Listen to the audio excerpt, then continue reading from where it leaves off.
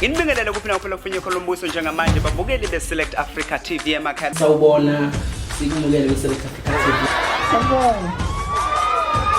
Select Africa TV. We, oy we. Our King Nuwas with Select Africa TV and we are subscribed by bafowethu Hlezo Sibuka njengoba ngiphathele insizwa nje. Ngiyangithanda kakhulu babukele emakhaya ngiqhubeke njalo nje ngibuka ama-video ami. Nginibingelele babukeli beSelect Africa TV igama ngikwazi ukuthi obusani ngwakamthembu bathele injabulo ihora bafowethu ngiyanibingelela namhlanje ngila ngiphethe insizwa bafowethu bathi umfula ongashi ngithe angilande lensizwa bafowethu ngoba ishaya ingoma enkulu kakhulu bafowethu futhi sikhumbuza insizwa ezindala eseyidlulile emhlabeni yathatha nje isinqumo ukuthi sibe nayo bafowethu ngithe asikhulume nayo namhlanje sinqwele ake silalele. Ngiyabingelela kakhulu ngibonge nje ithuba. Mfowethu siyajabula ukuba nawe namhlanje la kwiSelect Africa TV and siyathoba kakhulu and siyawubona umsebenzi wakho mfowethu umsebenzi owudlalayo muhle kakhulu futhi siyathokoza mfowethu iqala kanjani lento kaMaskandi kuwena uze ufike la ukhona njengamanje? Ukuqala kwami futhi ngiqale nje umuntu obeyumlandeli ngilandela amaqembu bekade ekhona mhlambe lidlulele loqhawe ngiphinde ngilandele elinye kuwona umculo kaMaskandi. Kuthe ngonyaka ka-2019 kade ngifike 2015 la eThekwini ngahlangana nensizwa umfowazulu Majotha ekube sekuba umuntu obephila eduze kwakhe isikhathi esiningi kakhulu. Okulandela ukuthi-ke uthe medlule emhlabeni noma ngingathanga edlula ngase mina ngangena estudio ngike ngalinda kwadlula unyaka ngokuqala kwami uculo ngiqale ngonyaka ophelile. Yeah. Bese uqedile unyaka ngonyaka odlule edlulile emhlabeni. Yeah. Ngangena estudio ngilisimi. Mfowethu ngifuna ukuzala mfula ongashi mfowethu siyabona uma uthatha ushuni kaMajotha and insizwa ibithandwa kakhulu leyo abantu bona bakumukela kanjani uma uthatha lo shuni lo? Uthi ngeke ngize ngiqamba manje kuyakuthiwa ke abantu abayinganxanye bengemanzi kodwa okwangijabulisa kakhulu ukuthi iningi labantu bebephila nayo uMajotha ngeqiniso ngithe mangiqhamuka bangemukela ngezandla ezimhlophe. Bangemukela ngayishaya ingoma kwamnandi ngaphinda ngidemba bajabula banginikeza support eyisimangaliso. Ngeke ngize ngiqamba amanga akukho engingakubalula mhlambe engathi kwakhombisa ukuthi mhlambe hayi abantu abaningi bebesho igama elilodwa bethi hayi siyabonga kakhulu ngobwenze ebesingakulindele.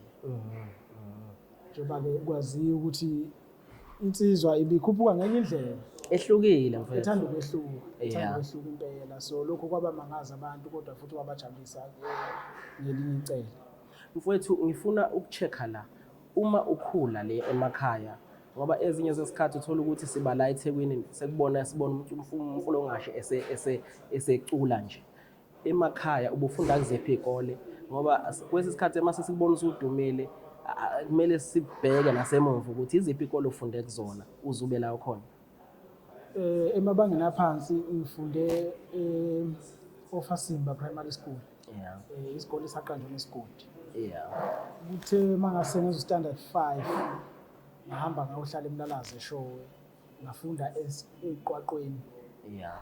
Ngaqeda 5 ngaba nenkinganyana sekufanele ngiba standard 6 ngaphindela khona emakhaya uFasimba. Okay. Ngafika khona ngafunda e-high school ePhangifa Comtech. Isikole esisa college nyana. Okay. Ngafunda khona ngaze kwaze ngibonana la uqeda ke khona. Babukeli beSelect Africa TV ngihleli nomfula ongashi bafowethu insizwa le ecula umculo wesintu uMaskandi.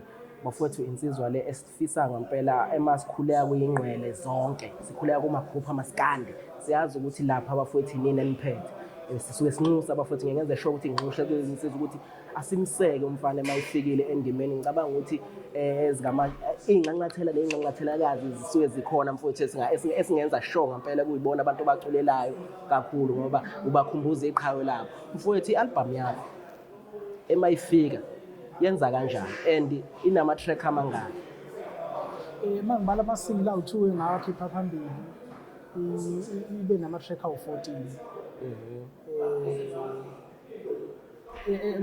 mengabalula mhlambe ingoma ezimbalwa ezadla ubhedu noma zihamba phambili isihloko sayo bithi sitha sothando.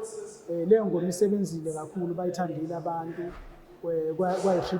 tribute to Majotha yasebenza kakhulu yona ngoma ihamba phambili okudlula ngisho Solomon. Kwazoba ingoma engisebenze noSisindoni ethi ubongikhumbula isebenze kahle kakhulu futhi nayo engabalula ukuthi i-album isebenze kahle kakhulu ngoba ayikho ingoma ebengaphansi kuka 5K viewers. Ukhumbule ukuthi ngi-upcoming artist. Yes. So lokho mina kunginikeza igunya lokuthi angiqhubeke ngiculela abantu into engiyenza bayithanda. Ngoba u5K uwodwa kunzima ukuhlanganisa. Kunzima ukuhlanganisa ngoba lokho sikubona kokude asebebadala emculweni ukuthi into zabo ihamba kahle ngoba vele bayaziwa. So mina ngi-upcoming artist ngibhame uqala ngibona ukuthi ngisebenze ngendlela emangalisayo. Kungijabulisile, kungithokozise kakhulu indlela okwenzeke ngayo. Mfowethu and iyathokozisa lento ukubona umehluko lentuzaneni entweni oyenzayo. Ngifuna ukukhumbula mfowethu sithe mina ngiqala ukunothisa mfowethu udlale ingoma ngibona ukuthi ubani umfana odlala ushuni kaMajotha. I think besilapha workshop kwakuwelcome umthandeni from Phesheya. Yes, and mfowethu ngasho ngathi and mangikhumbula kahle lo date ngathi vele ngasuka ngeza kubona straight ngathi mfowethu ngiyacela ngifuna ukwazi ukuthi ubani. And mfowethu ngifuna ukuzwa la ingane yakwethu kuyilentuzana kubantu abaqashayo emcimbini yini mfowethu obona ukuthi mhlambe bengakusiza ngayo nabantu nje jikelele ngane yakwethu? La eqashweni budi angifuni ukudlala nabahleli bemicimbi ngoba abasuke bekwenza nabo basuke benzela iphalishi lengane. So uma ngabe umhleli womcimbi eqashi artist usuke elindele ukuthi naye kube khona azobenefita nge-artist. Yes. For an example, uma ngabe ngivula i-tuck shop ngeke ngithi ngode isinkwa ngo-10 rand bese ngithi ngidayisela ngo-10 rand noma ngo-9 rand. Uma ngi-order lapha isinkwa kufanele ukuthi ngisidayise uma ngisi-order ngo-10 rand at least ngisidayise ngo-11 rand noma ngo-12 rand. Lapho ngizobe nami ngenza i-profit okwazi ukuthi ngenze njani ngikhulise iy'ngane zami. So into abahleli bomcimbi abayibukayo uma befuna i-artist ukuthi lelo artist lifike kanjani ebantwini. Uma ngabe livela kwi-post abantu bazoreacta kanjani ngalelo artist noma ngaleyo post leyo. Yes. So uma ngabe umhleli umcimbi eqashela ukuthi naye kube khona phela ozokwenza emcimbini wakhe ukuthi mhlawumbe abantu ukuthi mabethi umfulo ongashi uzobe khona abantu bakuthokozela kangakanani lokho bangaka abantu abathembisa ukuthi umfulo ongashi ube khona bazoba khona. Yes. So uma ngabe uyi-upcoming artist angifuni ukuqamba banga ngizisayide noma ngisayide ama-upcoming artist. Uma ngabe uyi-upcoming artist kuphoqa ukuthi usebenze kanzima ukuze ukwazi ukuthi ufinyelele esigabeni sokuthi uqashwe ukhokhelwe. So mina engulindele ukuthi uma ngabe ngoba indlela engifike ngayo ngibonile ukuthi kuyasebenza kuyangeneka futhi ebantwini. So engisuke ngulindele mina ukuthi noma ngabe imuphi umuntu owenze nanoma ngabe kuphi uhlobo lomcimbi umfulo ongashi uyaqashwa uma ngabe kumshado ememulweni emkhehlweni nakuphi nakuyo kumcimbi wamaskandi wonkana. So engisuke ngulindele ukuthi vele sizonegotiate nalo mhlelo womcimbi ukuthi umndoda bengifisa ukuthi ube khona ngoba nami okuyisifiso sami ukumaketha umsebenzi wami nokumaketha igama lami uqobo nesiqu sami uqobo ngoba endaweni enjengakonquthu umfulo ongashakaza afike khona kodwa unabantu asebewaziyo asebewuthandayo engingasho futhi ukuthi nginabalandeli konquthu kwanongoma ohluhlu ntubatuba uya ngala kunkandla komsinga njalo. So lezo indawo nami kuyisifiso sami ukuthi ngihambe ngize ngifike khona ukuze ngikwazi ukuthi ngihlangane nalabo bantu abasuke bengithembisa ukuthi ndoda sikhona emva kwabo. So ukukhuluma nami mawuhlela umcimbi angeke kuze kulahlekiseke. Futhi ngiyayizwa uyayibeka iyacaca babuke be-Select Africa TV kuseyona i-Select Africa TV ihleli nensizwa-ke bafowethu bathi umfulo ongashi insizwa wafethu edlala ingoma emnandi kakhulu. Zohamba futhi enkulumeni yethu siphinde sidlale ingoma zakhe nimuzwe ukuthi ugijima kanjani mfowethu inhlelo zakho and yini oyihlelile kulonyaka abalandeli bakho ufisa ukubenzelana? Eyi, umbuzo mkhulu kakhulu. Ngivumelekile ukuthini? Noma ngiphendula ngomlomo. Awuphendule ngomlomo mqali. Ngifuna ukubanika sengibanikeza kahle nje sikamnandi yabo. Ake siqale siyixoxe. Cha, ngivela sekulonyaka ngithi umuntu osemazweni uMfulongashi akangabe sadela. Nanoma ngabe akanelisekanga-ke mhlawumbe kwi-album edlule kuyona ngoba akubona bonke abantu abathanda into esuke yenzile. Futhi hayi ukuthi mhlawumbe ngomuntu esuke enyanyona kuyenzeka ukuthi mhlawumbe awusebenzanga kahle ngaleso sikhathi. Kodwa ngithi kulonyaka i-album engizoyikhipha kulonyaka ayizuba nengoma eningi. Kodwa engisiqiniseko sakho ukuthi izosebenza kakhulu. Nginazi ingoma engiyihlonzile ukuthi le nale nale nale zizosebenza kakhulu. Kuzobe ku-album ezobishisa kakhulu. And izosebenza izoyidlula le esisebenza kuphekwayo njengamanje sitha sothanda. Mfowethu ngiyayizwa uyayibeka iyacaca. Esifisweni sakho ukuthi ubantu ofisa ukuthi bakusize. Yini abangakusiza ngayo? Inkinga esiba nazo noma engizothi engiyaye ngibhekane nazo mina umfulongashi. Mangabe kufanele ngestudio kuyaye kube nzinyana. Kusho ukuthi ke ngindoda ehlanganisa nezinye ingqondo zayo eseceleni eziningi. Hayi ukuthi ngisigebengu. Becacelwa bacacelwa. Hayi umfulongashi akasona isigebengu umfana nje oyikholelwayo okhuliswe ekhaya okhuliswe indoda ehloniphekileyo. So engifisayo ngiyafisa ukuthi bakhona obaba nobhuti asebeke basebenza namanye amaqembu abazi ukuthi kusetshenzwa kanjani. Ngiyafisa ithuba njenganaleli ukuthi abe khona umuntu oqhamuka bathi mfana ngiyafisa ukukulekelela la uma ngabe kuukuthi lowo muntu uyobe ebonile into engiyenzayo futhi yamthinta wayithanda. Yes. Lokho kuyisifiso sami esikhulu kakhulu. Noma mhlawumbe engasekhona manje noma kungasekuwona lo msebenzi engizowenza kodwa ngiyafisa ukuthi ngihambe kwenzeke ngoba la uma ngabe usuku usafika emculweni njengoba kade ngikhuluma indaba oqashwa nani kusuke kubhekwa into eziningi kuwena. So uma ngabe ngizohamba ngiyorecorda ngikhiphe about 20,000 e-studio ngirecord mhlawumbe egcineni umsebenzi engiwenzile uzongafiki ngisho ku10,000 imali engizoyithola yabona. So okwamanje vele ngisaluza mangabe ngisuke ngisebenzile. Kodwa ngoba into engiyenza ngothando ngiyathembisa ukuthi akukho okuyongivimba noma okuyonginqunda amandla ukuthi ngiqhubeke. Ngisazoyishaya ingoma kakhulu futhi unyaka nonyaka umfulongashi uzoba khona. Ngiyayizwa mfethu uyayibeka iyacaca. Ngifuna ukuzala mfethu usakhuluma ngamanani imali enisuke niwafaka uma niyorecorda. Ingqinamba enihlangabezana nazo ngoba emasithi siyabheka manje sibheka indlela umculo usuphushwa ngawo usaphushwa ngama-CD manje uyayibona wena kukuthinta kanjani? Uyabona bhuti uthinta indaba enkulu. Uma ngabe ngisebenzile ngarecorda ngaqeda ngashutha ngenza konke uyabona njengamanje isidingo sokushutha kahle kahle asisekho. Because ukushutha besikwenzela ama-cassette nama-CD. Yes. Isithombe sifakwa ku-USB. Yeah. But still ama-artist asaqhubeka ashutha. Nami futhi ngizoqhubeka ngishuthe kuwona lo nyaka. So ngizowenza ama-CD mhlawumbe egcine engathengwanga. Yeah. Mayithe ungahamba kancane. Into esihamba njengamanje ama-USB nokudownload umculo online. Yes. Still nakhona futhi online kunabantu abadownloada kuma-site angasikhokheli thina. Uyabona i-lost ikhandeka lapho. So lokhu kokudayisa ama-CD bekusiza kakhulu ngoba bengifika kumthembu ukuthi mthembu nathi i-CD yakho. Yes. Athi mthembu nansi imali yakho. Kube njalo. Ngiphindele endlini mhlawumbe sengiphethe noma 8,000 cash. Uyabona.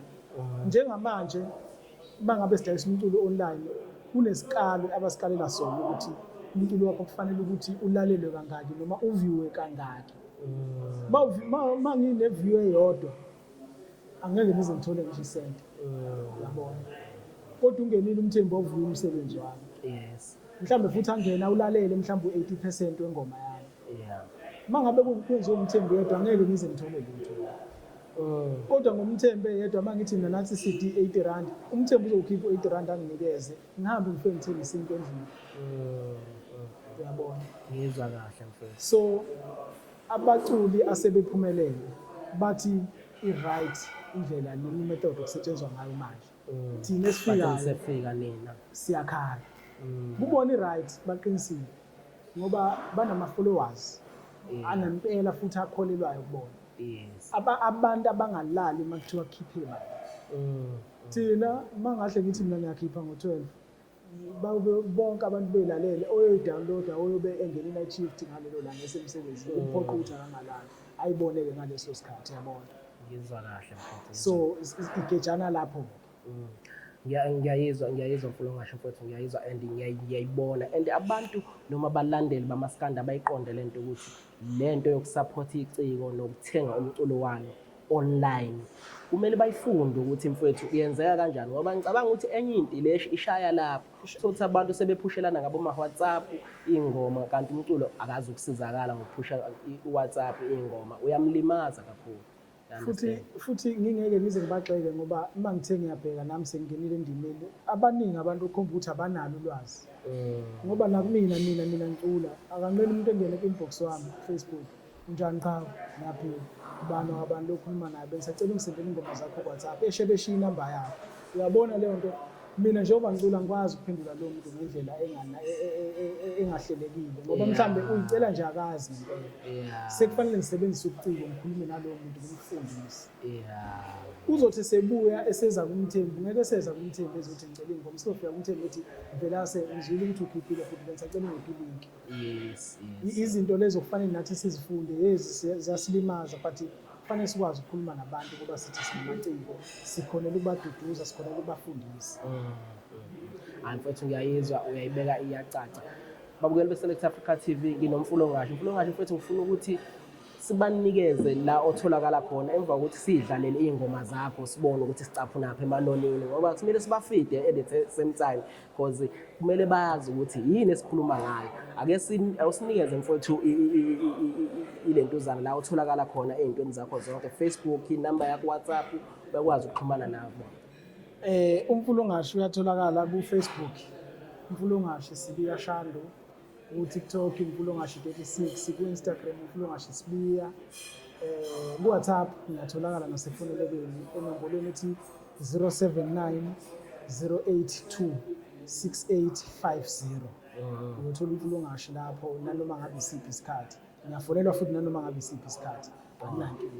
Hayi babukeli be-Select Africa TV khumbula uyasubscribe bafowethu uyasilandela kuwonke ama-page wethu kube mnandi. Select Africa TV YouTube, Select Africa TV ku-Facebook niyasilandela bafowethu siyamthanda kakhulu and siyanxusa ingane zakwethu iy'nqwele bafowethu siyanicela ingane zakwethu sukumaniseke le nsizwa bafowethu ifikile endimeni yomculo siyanicela siyanenxusa bafowethu uma ngikhuluma ney'nqwele ngisuke ngikhuluma nabahlonishwa lapha iy'nsizwa ey'phekiwe ney'ntokazi ey'phekiwe bafowethu akube njalo mfowethu siyabonga ukuba nawe awusidedelela ingoma-ke nje vele siyijabulele-ke mfowethu.